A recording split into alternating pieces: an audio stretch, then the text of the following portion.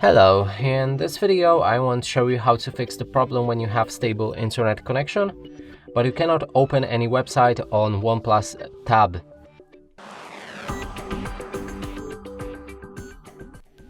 And to do this, let's open our Google Chrome or basically any other browser. And here I should have, Chrome. And if we try to install any app, open any website, we have this problem right here. And to fix it, we'll need to go back to our settings, then scroll all the way down and find additional settings. Enter date and time, and here make sure to set time automatically.